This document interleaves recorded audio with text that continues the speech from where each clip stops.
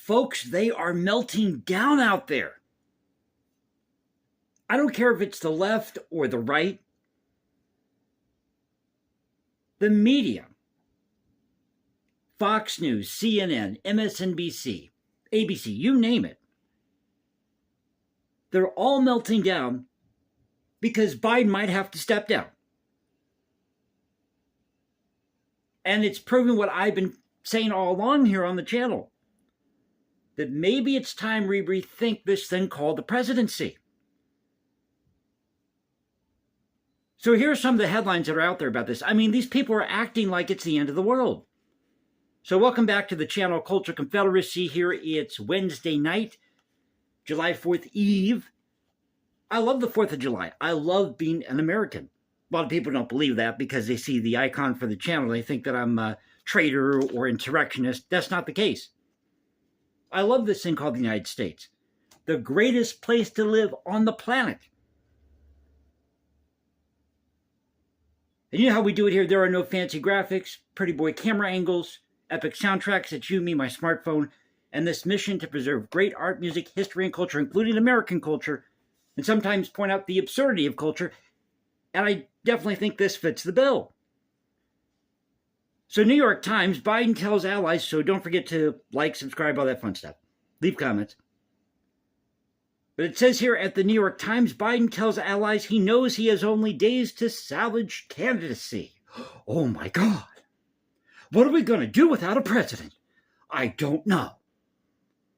Washington Post, Biden faces growing political crisis over response to debate performance. NBC News, Biden privately remains torn between defiance and acceptance amid calls to step down.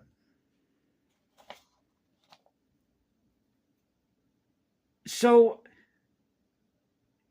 Biden's mental, his physical health, are definitely an issue here. And we can evoke the 25th Amendment. But do we really need a president? Do we really need a president? In fact, if you go back to the Constitutional Convention, Philadelphia, 1787, they debated this. Now, the Avalon Project, shout out to Yale Law School, their website, the Avalon Project, does a really great job here of breaking this down. And they have the notes from the actual convention by Rufus King. And I've said this before. In fact, Brian McClanahan has mentioned this, that it was Rufus King and Oliver Ellsworth who approached John Tyler or Caroline, or is it Taylor? John Taylor or Caroline, I'm sorry, and told him, we don't think this thing is going to last. We should get out now. Get out of this thing called the United States. They were talking about secession in 1794. So Rufus King, along with Oliver Ellsworth, who approached John Taylor of Caroline, saying we should secede, is taking notes here at the, or that we should just get out of this thing called the United States, is writing notes, taking minutes at the Philadelphia Convention. And one of the issues they brought up was the idea of having a presidency, an executive branch.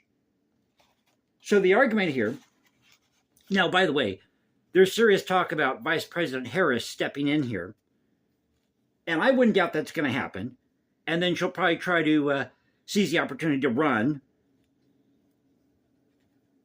at the last minute. But I think Trump's going to win by default. That's what I think. Call me crazy, but I think Trump is going to win by default. It's going to be a weird election, no doubt about it. But again, all of this strife, all this division would stop if we either ended the presidency, severely limited its power, got rid of these political parties, or, and this was an article going back to, I think, to the 1970s. I think it may have been at the New York Times. No, I think it was the Washington Post, where somebody was talking, I forget who it was, didn't have time to look it up, but they were talking about the office of the presidency. Should we get rid of it? But if we keep it, maybe we should divide that up into maybe 3 or 4 positions of the executive branch, because no one person should have that much power. That was their argument. And of course, this was happening during the time of the Nixon administration. So I think that article came out in 72, just after Watergate, maybe 73. So if you go to the Avalon Project, And by the way, there is an article here. I've got so much to cover, so we're just going to try to do this as quickly as we can. But there's an article at the New York Times, and this is by Carlos Lozada. Now, this came out July 2nd. Is America a city on the hill or a nation on the precipice? And he is wringing his hands. They are worried at the New York Times about the future of this thing called the United States.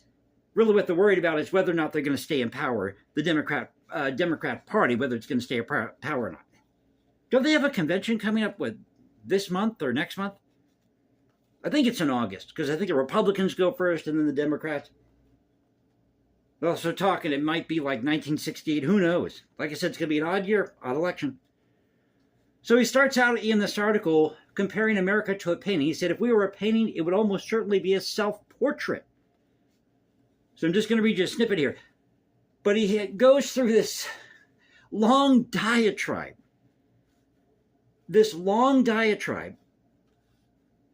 And what he's really trying to do is go after Trump and say that Trump is undercutting everything that represents the United States. Mr. Lozada, you could not just say that in a couple of paragraphs here. Now, I know you want to look good to your fellow journalist, but there is something to be said about brevity, okay? But he goes on to say, ours is a nation obsessed with depicting and interpreting itself, usually with the boldest of brushstrokes.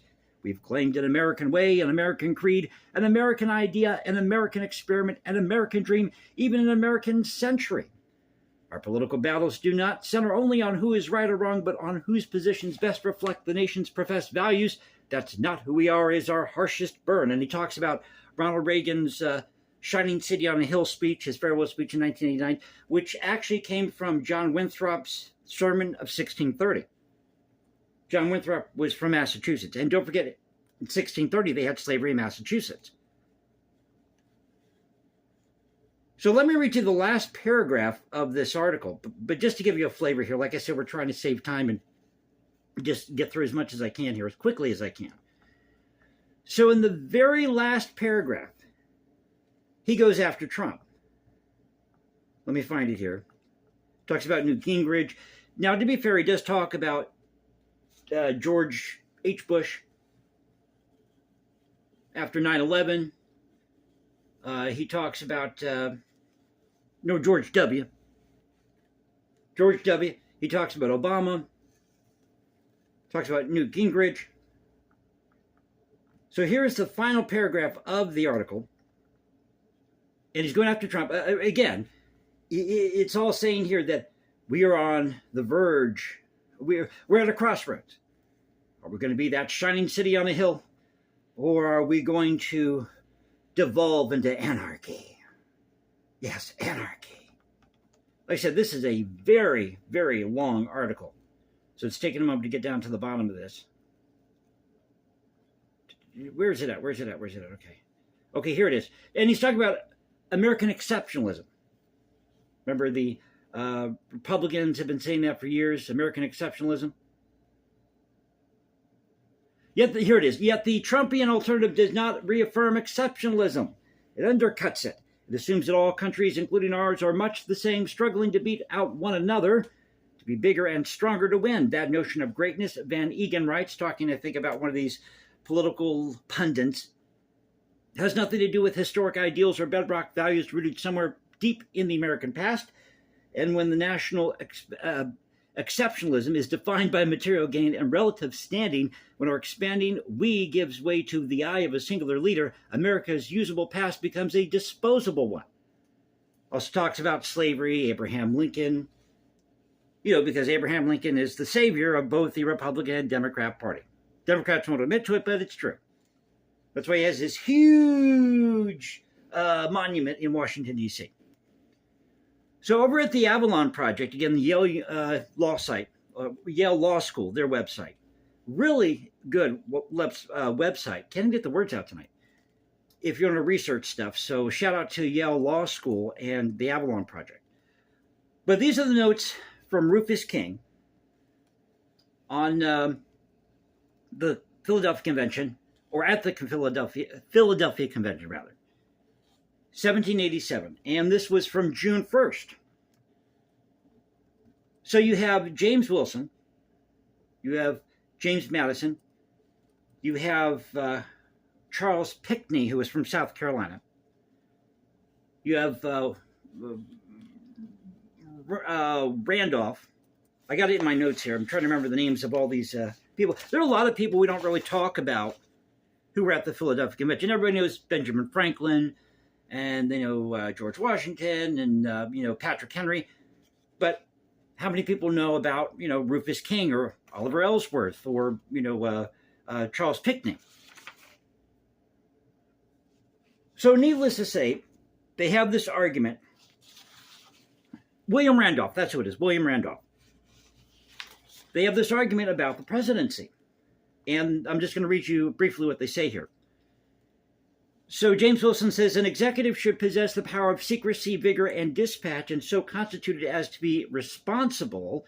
Executive powers are intended for the execution of the laws and the appointment of officers not otherwise appointed. A single executive may be responsible, but a numerous one cannot be responsible. So Rufus King goes on to say here, Madison agreed with Wilson in the definition of executive power, ex vi termini. Executive power does not include the power of war and peace. Executive power should be limited and defined. If large, we shall have the evils of elective monarchies. They were making this argument, the anti-federalists, that if we have a president, it will be like having an elected king. It's going to devolve into a monarchy. That's what they were trying to avoid. Remember, we got away from the monarchy, from Great Britain. Perhaps the best plan will be a single executive, a long duration with the council and with liberty to dissent on its personal responsibility. And they were discussing possibly a 7-year term. Coincidentally, when the South seceded, the CSA in their constitution gave the president a 1 6-year term. You could only serve for 6 years. So that's really a reference back to this argument at the Philadelphia Convention, 1787. Funny how history repeats itself. So William Randolph says, by a single executive, there will be danger of monarchy or tyranny if the executive consists of 3 persons. They were talking about extending this out to 3 or 4 people, possibly. But with 3 or 4 persons, they may act without danger. If of one, he will be dependent on the legislators and cannot be impeached till the expiration of his office, a single executive against the genius of America. James Wilson replies, there are 2 important points to be considered, the extent of the country and the manners of the people of the U.S. The former requires the vigor of monarchy. The latter are against a kingly executive. Our manners are purely republican. Talk about Montesquieu here. I think he was at the meeting as well. And then you have Williamson. I forget what this guy's first name is, but Williamson, because they really don't give the first names here, so I had to go kind of research these, but I was pressed for time here. He said, there is no true difference between an executive composed of a single person with a council and an executive composed of 3 or more persons. So Wilson proposes 3 years without rotation or exclusion. Madison proposed good behavior or 7 years with exclusion forever afterwards. So you can see that they had this heated debate about whether or not we should have a presidency. And maybe it's time that we revisit that. Because there's no reason why the states couldn't get together tomorrow, hold a constitutional convention, and vote on this and say, maybe this thing with the presidency isn't working out. Maybe it's causing too much division. Maybe we should stretch the executive branch out if we want to keep it. Or how about this? You just have maybe 2 branches of government, and any law that's passed by Congress has to go through us first. In other words, they pass a law, but the people. Now, I understand the presidency back in the day may have been necessary, but I think in today's era, in our time, maybe we should be the ones to look at every single bill passed by Congress, and we have the final say. After all, they work for us, the American people. So let me know what you think in the comment section below. Like I said, trying to throw everything I can into one video here. So thank you for letting me bumble and stumble my way through this. If you enjoyed the video, you know what to do. You can follow me at Instagram, #JasonComposes, because I write music in my spare time, or go to X, Culture Confederacy, at CultureConfed1 on X. This is the Culture Confederacy saying peace out, stay safe, everybody. God bless this thing called the United States.